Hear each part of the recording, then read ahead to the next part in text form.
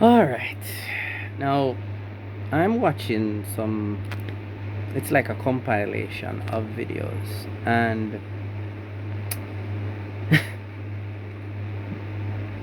all right, let me see if I can get an analogy that works. You guys know when you're watching a movie and you're like, let's say it's a horror movie, and you're saying to the person, idiot, don't go in there. The go anywhere else except there. The bad guy's in there. The ghost is in there. Monster is in there. Run away.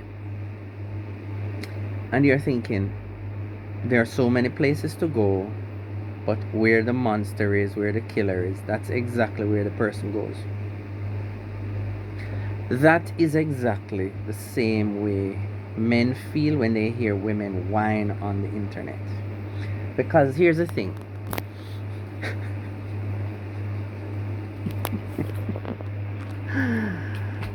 Life is not as complicated as women make it out to be. Like, I'm hearing women complain about, you see, that I had to pause it right there with that one. They're talking, all right, first thing, women, you are overthinking things. The major problem I see, and men really can't change this, is we have toxic men and you have men that are not toxic, right?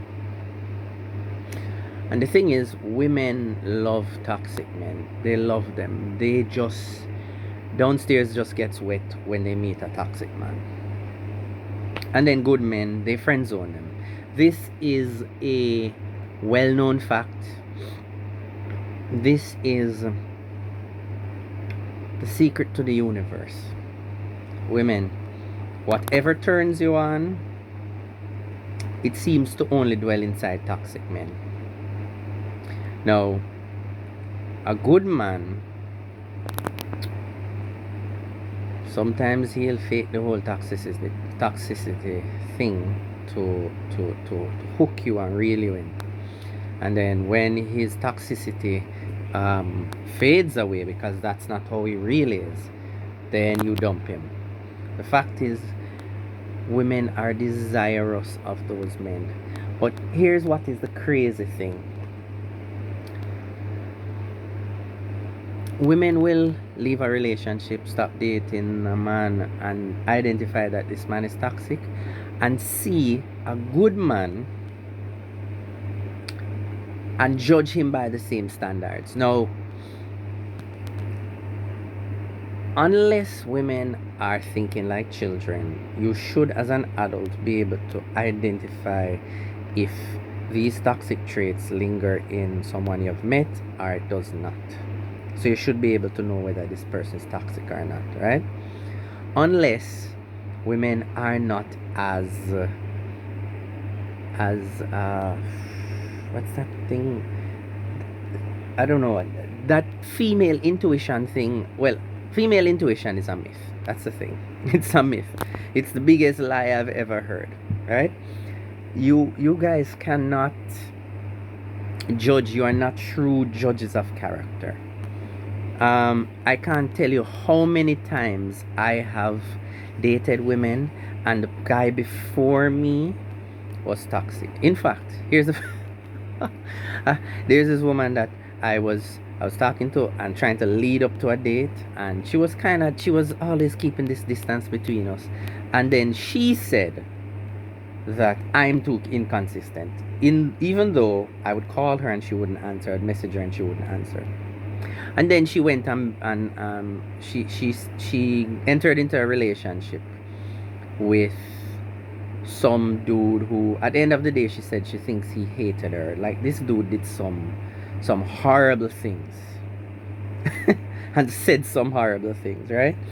And then I'm talking to her after not talking for a long while, and I hear this. I'm like, they do these things all the time. Women will withhold themselves from a good man, and then when the toxic man comes, she gives everything. She gives not just her heart but her body to this man, and then he uses her and abuses her, and then I'm taking a break from men or dating or I've given up on relationships. I'm like, seriously, you're in that situation because of your decisions. And then what is funny is, and remember, I'm out there dating, so I know this. Now you might say it's anecdotal, but it's just like the sunshine. The sun shines everywhere. There may be countries that the sun does not shine as much, but the sun shines everywhere. Or most places. Alright? So we're not going to talk about Antarctica here. We're talking everywhere men and women date, and women do the same thing. It doesn't matter where in the world you are. Once modernism or feminism has had an influence. I think my lens is dirty. Is that better? I think, I don't know. Right? Once women have what would I say?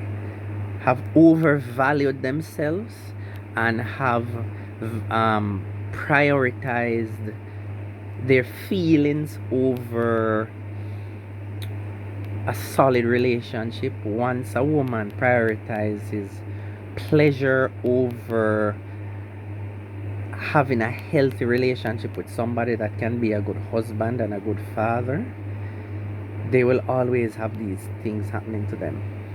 Because good men will provide for you, protect you, and try their very best to make you and the family happy. And the toxic men, they're so carefree and I guess confident and have all these great traits that women love. But at the end of the day, these men don't care about you.